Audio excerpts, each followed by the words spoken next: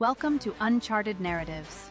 Today's guest is Rachel Crane, a creative and action-oriented leader whose experience spans across public, private, and nonprofit sectors, community building, and social innovation.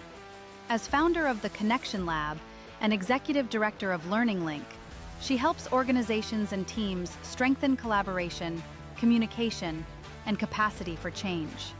Her work integrates systems thinking, human-centered design, and relational leadership to transform how people learn and work. Rachel has held leadership roles at Workforce Collective, Niagara College, and Brock University, managing complex projects, teaching, and coaching. Her training includes a master's degree in leadership, business studies, deep dives into various wellness practices, and years of listening to wise people in circles, classrooms, and communities around the world. Rachel, good Hello. morning. Hi, how are you? I'm well, thanks, Anas. How are you?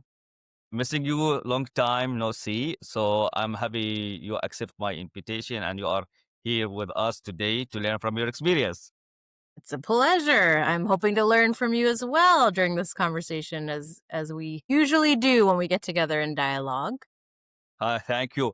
Rachel, can you share a bit about your career journey and what sparked you to interest in workforce development? So a little bit about what you are doing. I know, even for me, I know you to be honest, since I came to Canada, I know you, Right. but still I didn't understand exactly what you are doing. So give us more brief who you are and what you are doing. Sure. Anas, before we jump in, can I offer a quick thought as well? Yeah, sure.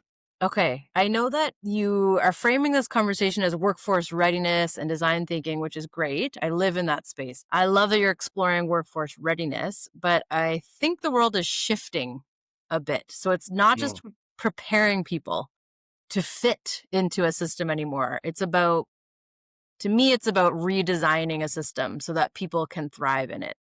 So maybe we can call this conversation something like human readiness or designing for connection or something like that. That's really where I live, in that space between skills development and relationships and systems change.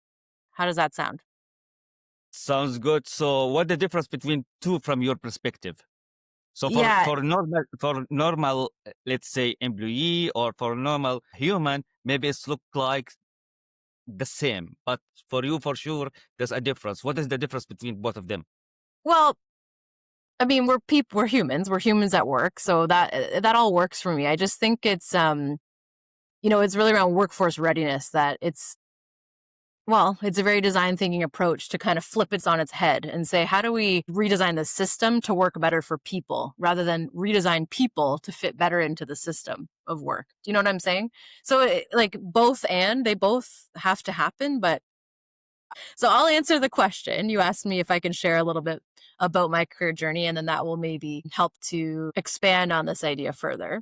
Uh, I've always been fascinated by how people work and learn together.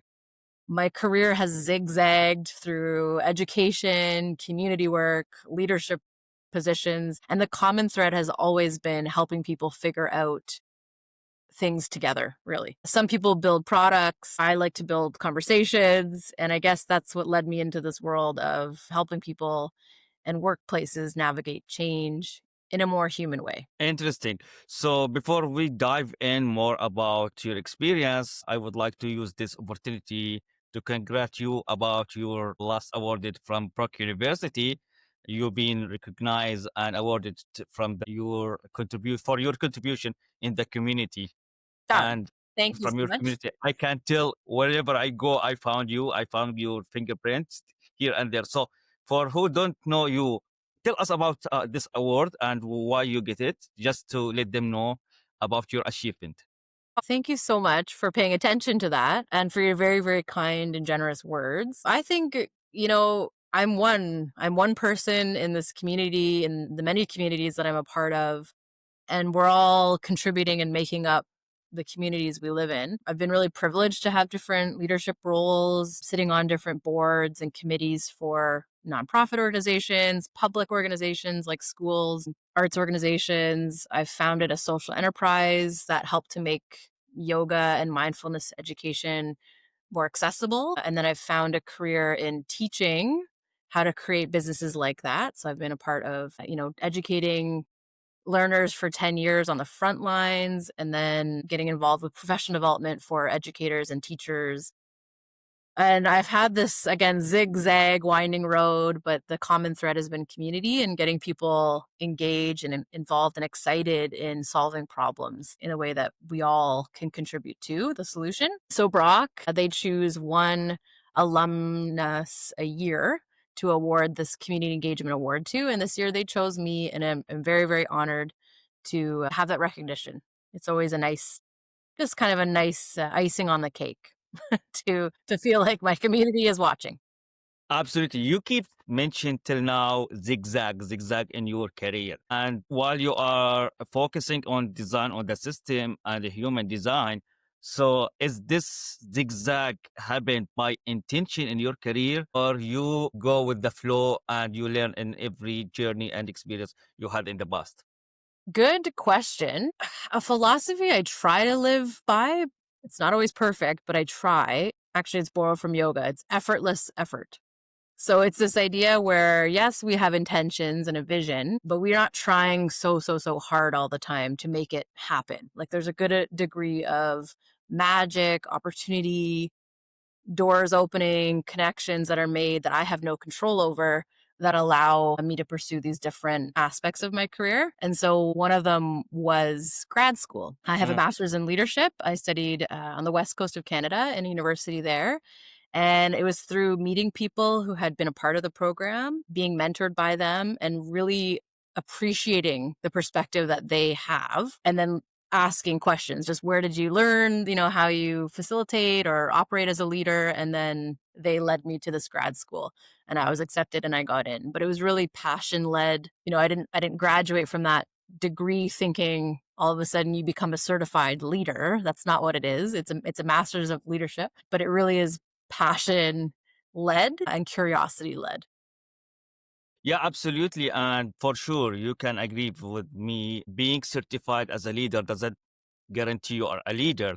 And I Exactly. have been with you on different workshop, and I see you how you manage the group, how you facilitate the discussion.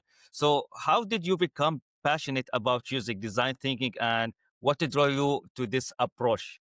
hmm I learned about it in grad school about 10 years ago. And it was around the same time that I was working to launch an entrepreneurship center at our local college. I was around a lot of innovative, inventive people who were bringing solutions into the world at that time. And design thinking hooked me because it is a method that some of those innovative people were using. My professors in grad school introduced it to us, and it was structured and yet playful. It's like organized curiosity.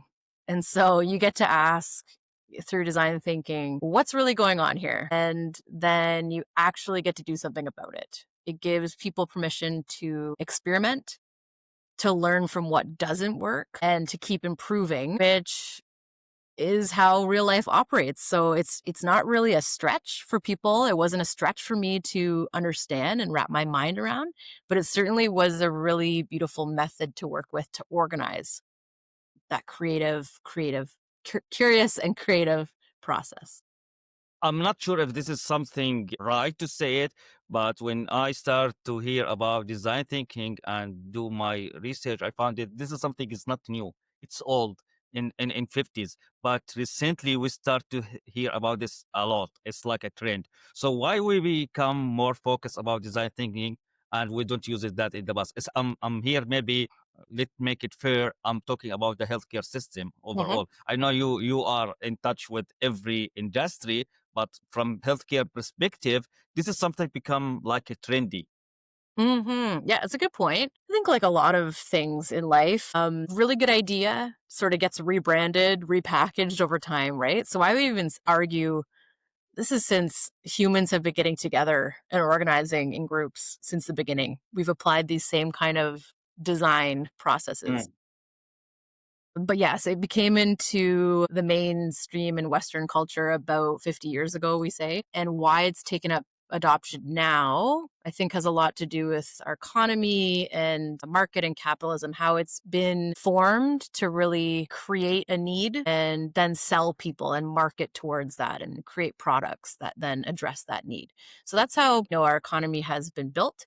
Design thinking really says, wait a minute, let's actually talk to the people who are going to be using the products or services that we are developing and ask them what they need, empathize, co-create with them, and it works better than the other way, which is just making things for someone else. Design thinking is about making with someone, which makes a ton of difference. It's a small shift, ideologically a small shift, but it has a big impact. And so I'll give It you an is. example. Yeah, yeah. Go ahead. Go ahead. Well, just example of the Bill and Melinda Gates Foundation. Probably most people are familiar with their work in international development.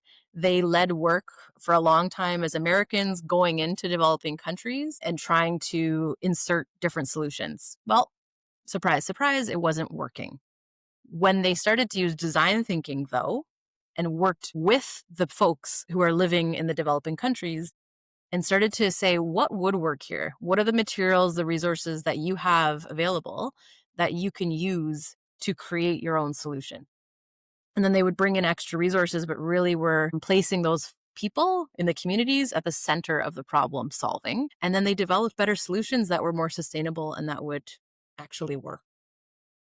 Yeah, I was about telling you from my experience in the health tech, we use something similar, right? How we involve the end users, which is the human, in order to develop the new solution or a new product. So we have agile methodology where we contribute with them and sit with them and make sure what we will design for them, this is what they want from their perspective.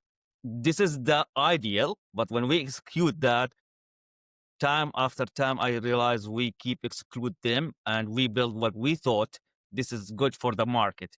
Even though when sometimes we know this is what they want, we build something for them is not necessarily what they want from Exactly. commercial point of view. So when you mentioned capitalism and all those things, so this is in the IT, I will not go there anymore. But here, what is the biggest challenge in the healthcare for readiness today based on what you have witnessed, at least in Canada? Yeah. As you mentioned, I've worked with many different sectors. Healthcare is one of my favorites to work with. It is a sector that is ripe for innovation and change and is very challenged as well.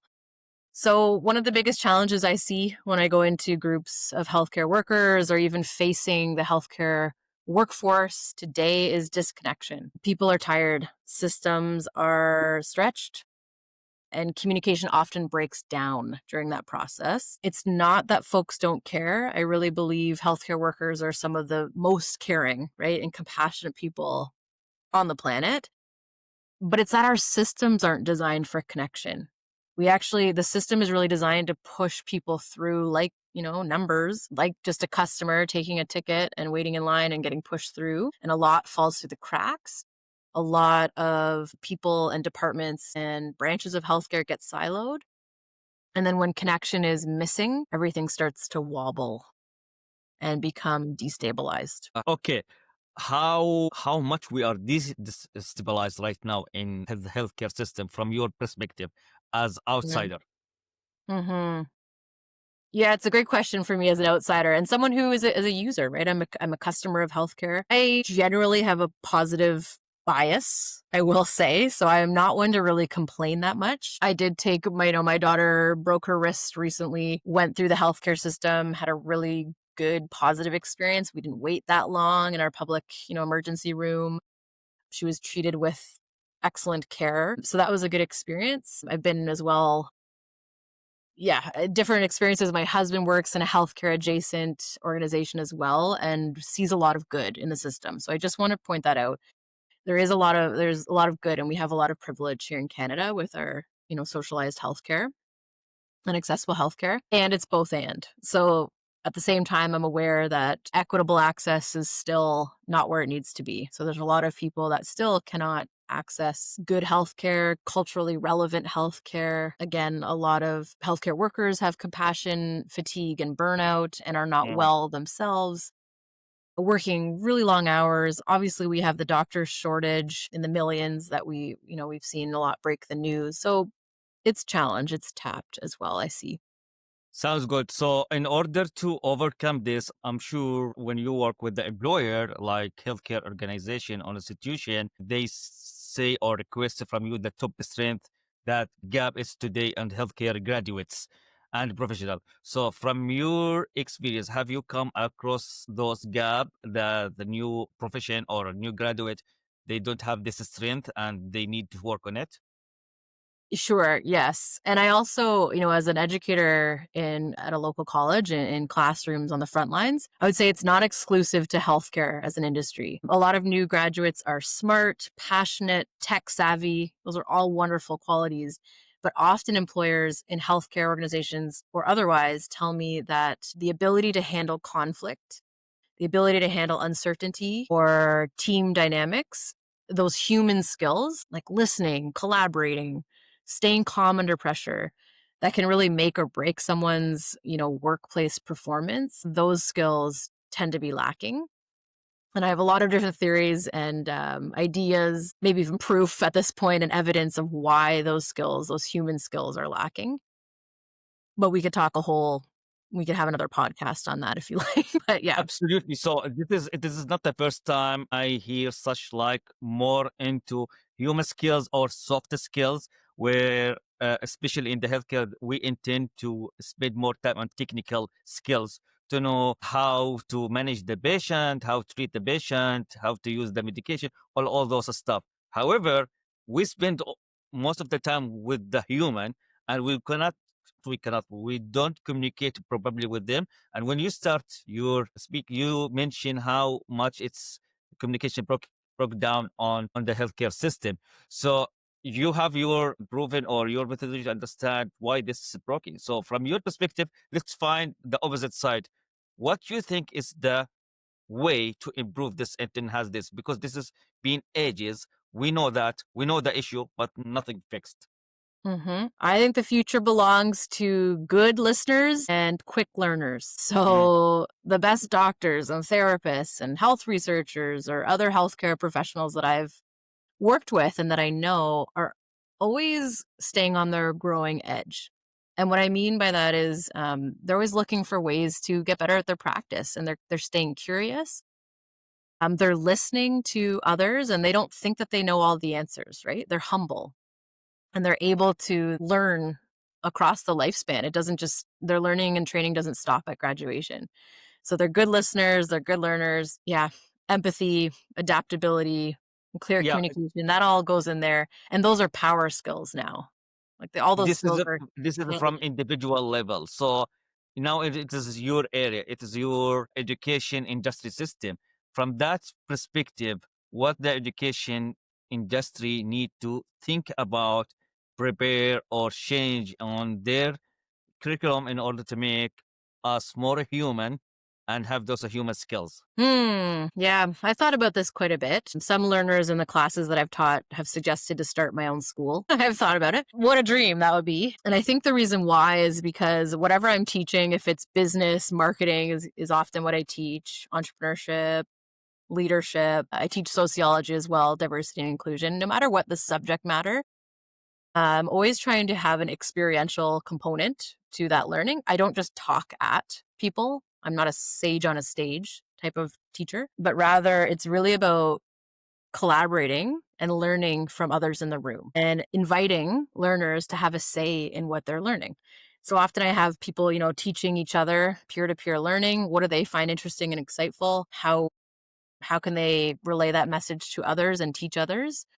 And then through that, you're developing public speaking, you're developing listening skills, communication, right? All those wonderful skills.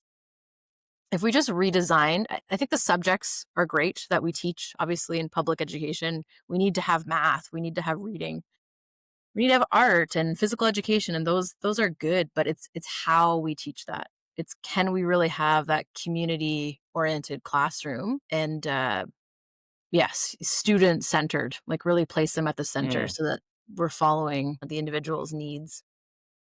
I believe this is something in Canada somehow implemented in the school, especially in elementary school. I don't know after that because my kids in the elementary school, so I know I can't tell this is what happened.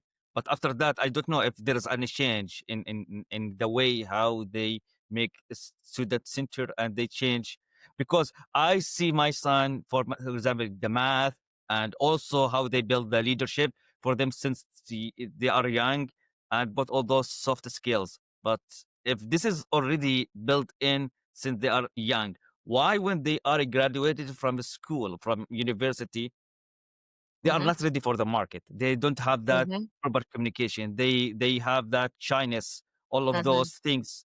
We supposed not to have them. Yep. Manas, I love this question. First of all, how old is your son?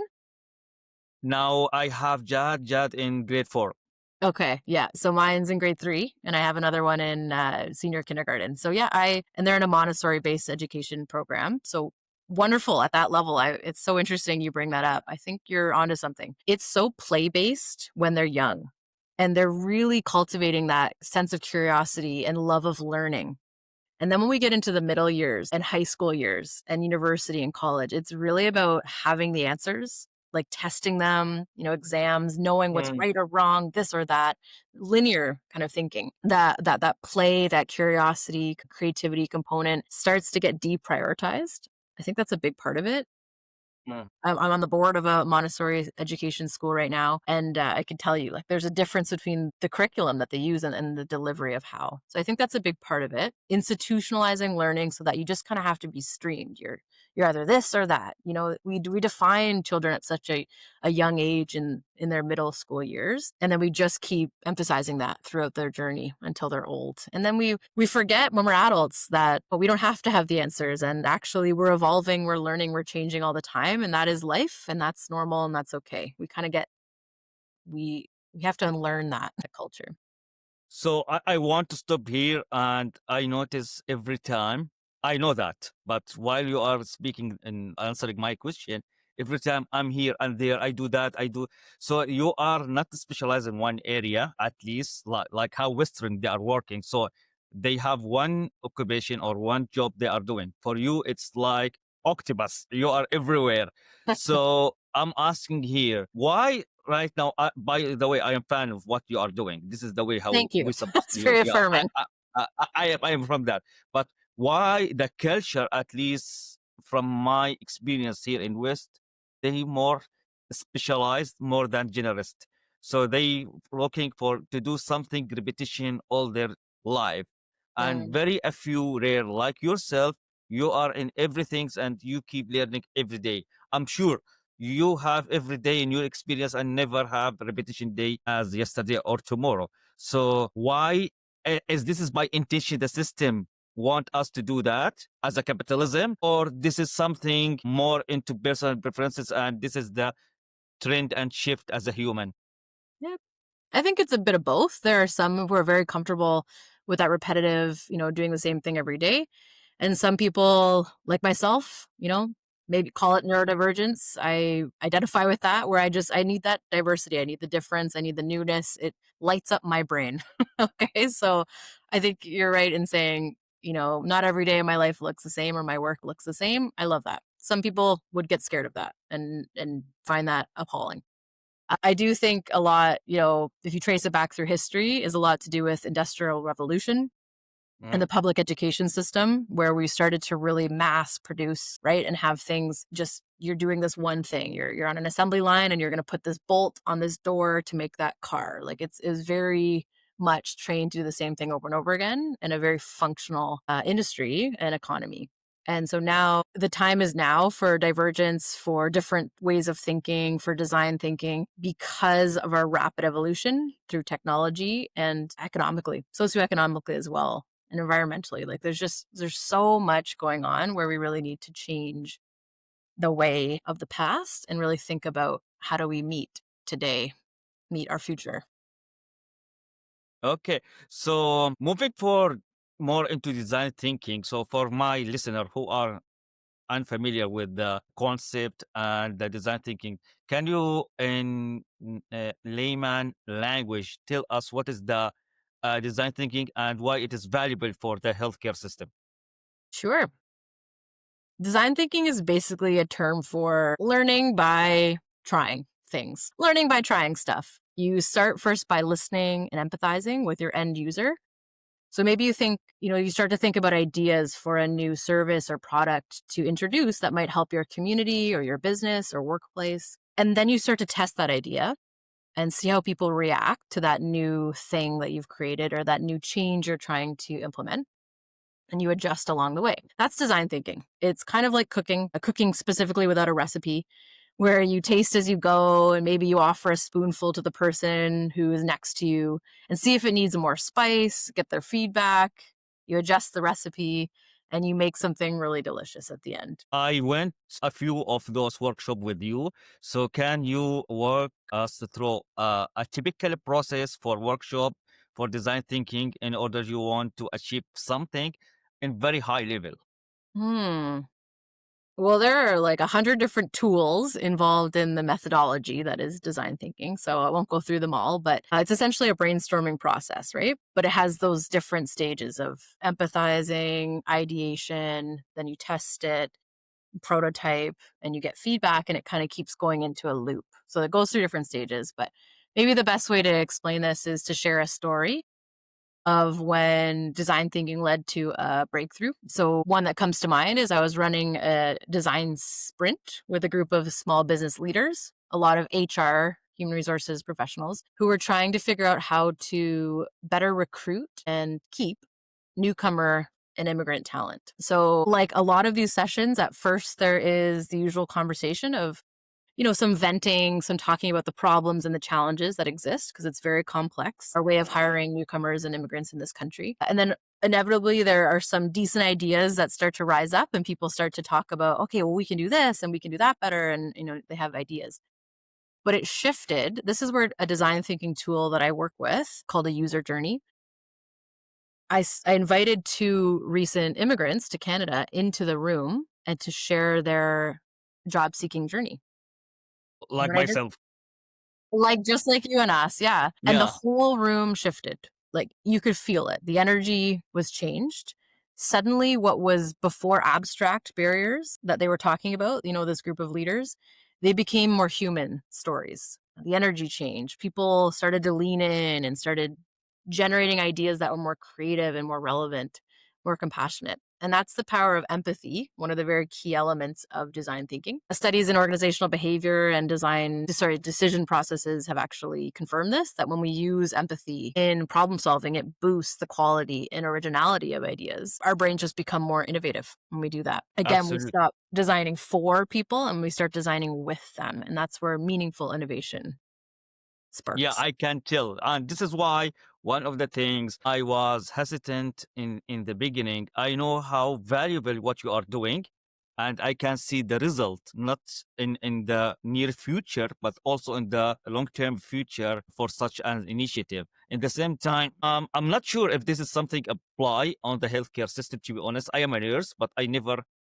see any internal workshop to sit as a team to think about how we can improve our workflow internally. Never ever. I know this is happen a lot with me when I get out of the hospital. We keep this in daily basis.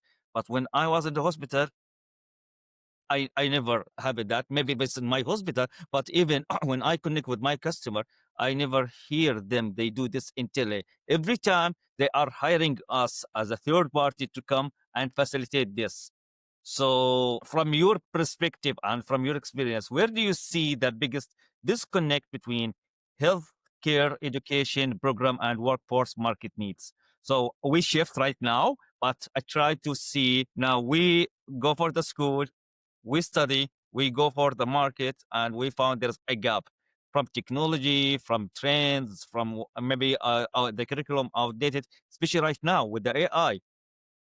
The first day I graduated, I am outdated. So how you see it from your perspective? Yeah, I very aligned is how I see it. We often teach people what to think. Again, really streaming them into the subject matter of what they, you know, at the age of 12 or 13, what they think they want to be in the future. We already start to stream them. So we're thinking what you should think instead of how to learn. So the world is changing faster than any curriculum can keep up with, as you just said. We're outdated the day that we graduate. I was at a forum yesterday called A Future Built on Skills, and it was in Toronto, and a lot of smart people there around skills development, economists, different people from educational policy. And one takeaway really stuck with me, which was that we can't fully train people for the jobs of tomorrow. So let's just stop thinking that way entirely. The jobs don't exist yet. Technology, roles and needs are evolving far too quickly. So instead of trying to predict that future and what we might need, we really just need to prepare people to be adaptable and to be able to meet any challenge that comes. So again, I've said it probably 10 times on this conversation already: curiosity. I'm going to add thinking critically in there, and learning on the fly. And that means creating programs, educational programs that are flexible and hands-on, like we talked about, experiential and connected to real world challenges. Like, let's not talk about abstract concepts. Let's talk about what's really happening and get students and learners, people who are already practicing, like you mentioned, a nurse on a hospital ward, on a hospital floor. Like, let's pause, let's slow it down as much as we can and really take some time to reflect and learn what's happening and start to figure out, okay, what could be the next step? What might we be able to introduce here in order to create that better quality of care for the patient? Absolutely. And I do agree with you. I cannot agree with you more that we cannot prepare everyone for everything. So in the school, we cannot learn them everything. And this is need to be part from their journey to learn more. And also as an employer, I can prepare them, but I cannot prepare them for everything. So my point here, still there is some of program, it's too old in order to fit our industry right now. So that doesn't mean if we upgrade our curriculum and we try to align and make the synergy with the industry, that means they will be fit. And I can see it also from different perspective. If we thought we can prepare them and train them in everything, we kill the innovation. So there is Mhm. no innovation in the future because we told them this is how it's work. That's right. Nothing better. Yeah, we need those innovation. And back of what you have mentioned and you answer me, so how can educator and organization, especially in the healthcare side, thinking to close this gap and prepare more adaptable future readiness professional? So we talk about adaptability and we talk about curiosity. And curiosity, one of the a fuel of leadership. So how I can put this concept between the organization, the employer, and the education system to be adaptable and future ready? Mhm. Thank you for this question. When students or professionals get to co-create with the people that they're serving and not just study them and kind of look at them as separate, when they're really co-creating and figuring out, how do we work together here to provide the best service we can for you? Learning sticks, better solutions stick. It's active and it's relevant and it builds confidence and relationships. Yeah, I'm gonna kind of leave it there. I could say a lot about it, but Yeah, okay. Okay. What role do cross-disciplinary team or stakeholder input play on design better education experience for healthcare workers? So in order to achieve this, we need someone at least have a cross-functional in order to improve this. So what is your input in this question? yeah, diversity and perspectives is very key to designing better solutions and innovation in general. It's kind of innovation 101. If you want to get different ideas, invite different people in to brainstorm solutions to create those ideas. And healthcare is a team sport. Anyone's body has so many different parts, potentially so many different ailments, connections between what's going on and the symptoms that we're seeing. So any body needs a team of healthcare to support it. The best solutions I've seen come to fruition is when doctors, nurses, social workers, even patients are coming together to say, let's figure this out together.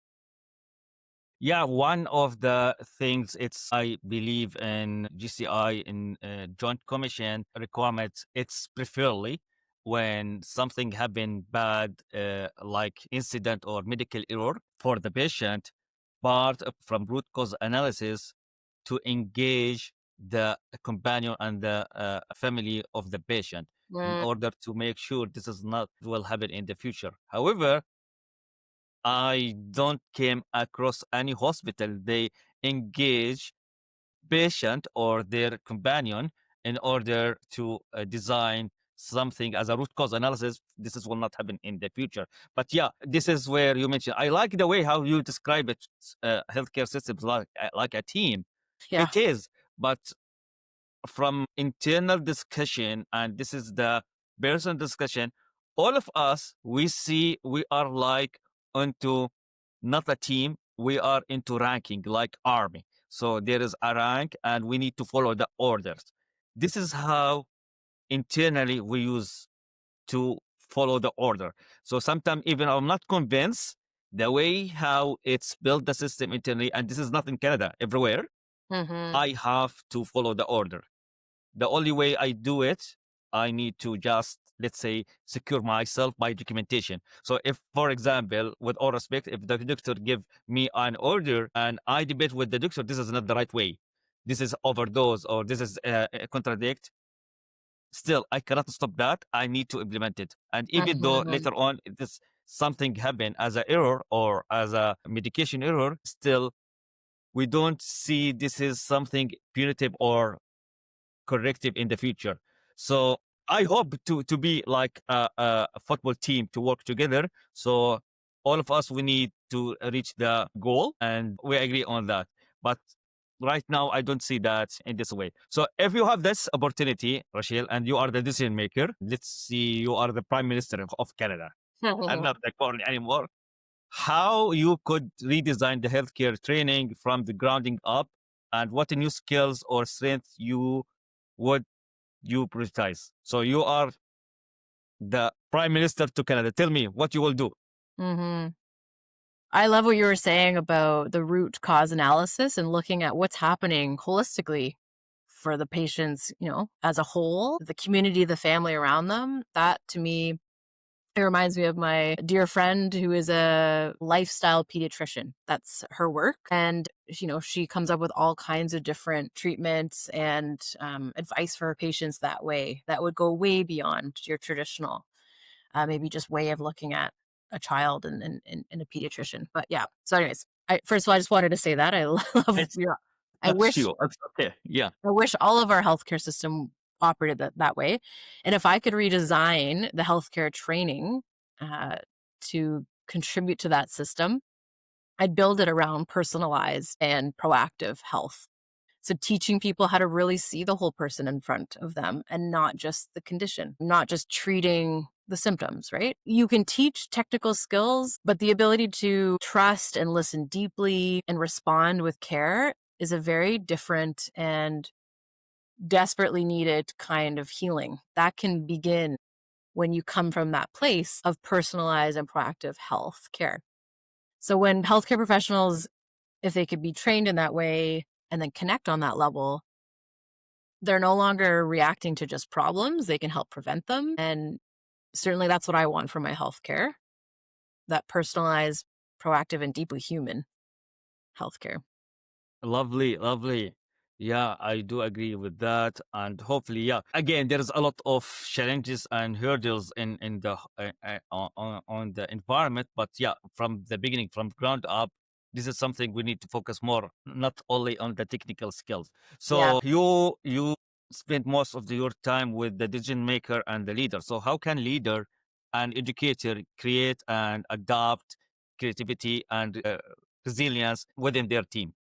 I do work with a lot of leaders, and I would say doctors, health and hospital administrators, and anyone kind of leading the teams, they're leaders. If we as leaders could model better curiosity, say, I don't know more often, and just have that degree of humility, it would lead us to ask questions. And instead of rushing to conclusions, I see leaders do this often, and I've seen it crash and burn because they're making decisions based on insufficient information.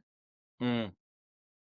And then second to that, once they make the decisions, it's how do we create more space for experiments? So following that whole I don't know mentality and let's find out, we start to say, let's try this, or what if this worked? And just starting to ask more questions. Innovation just dies when everyone is pretending to have the answer. So I will assume this is also your advice, because was my second question. What is your advice for your leader? So be curious, Hmm. say I don't know, and open up the floor for everyone to share their input. This is what I believe. This is will be your advice, unless Yeah. you want to add anything more. Well, just your great summary there kind of sparked just connection back. So asking questions and having experiments, and it's really the play kind of mindset again that we were talking about our 8 and 9-year-old children being cultivated.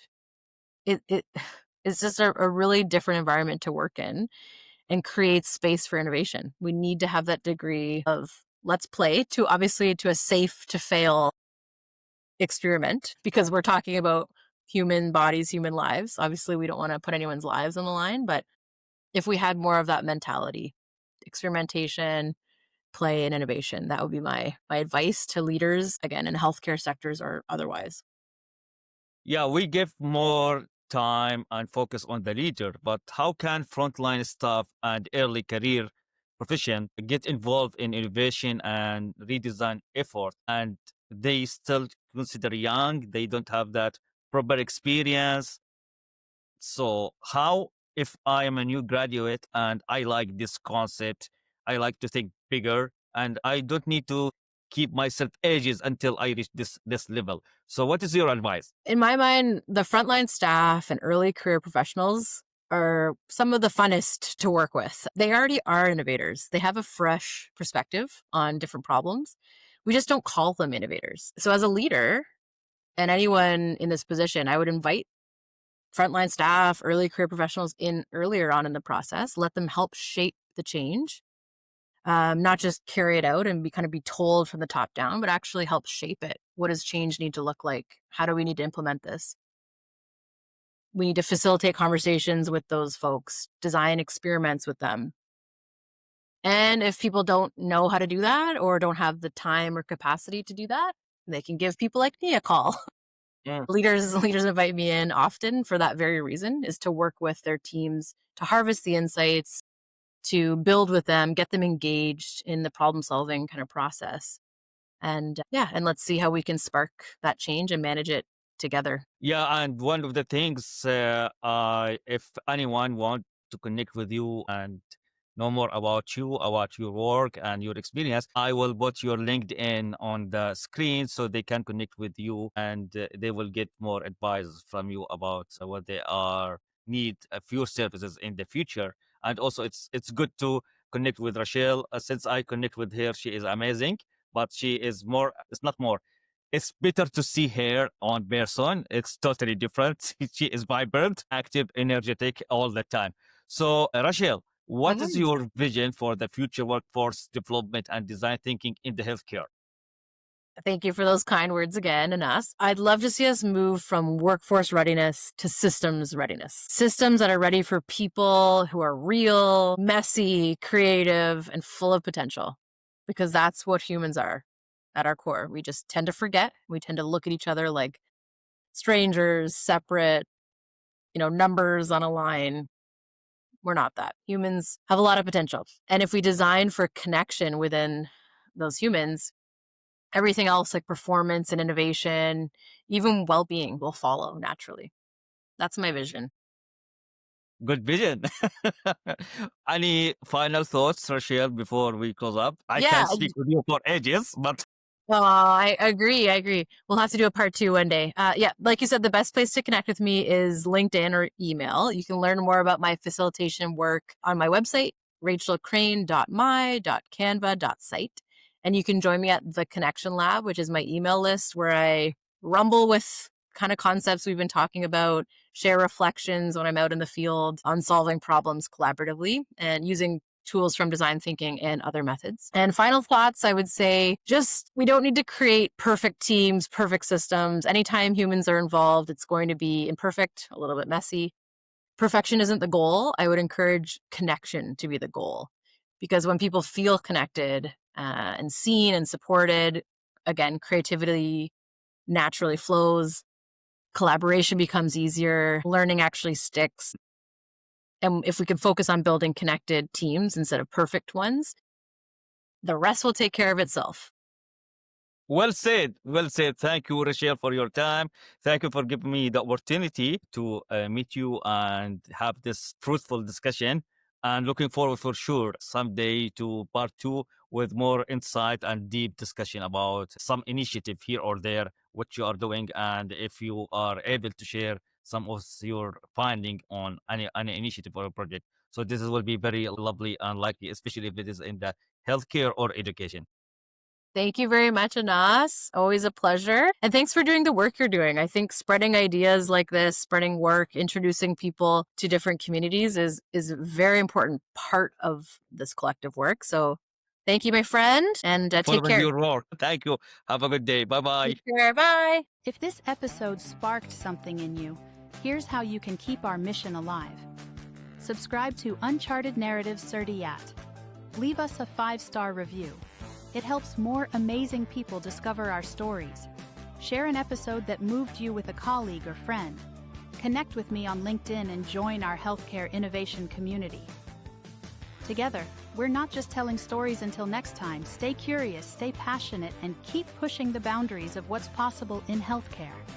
See you in the next episode of Uncharted Narratives Surdiyat.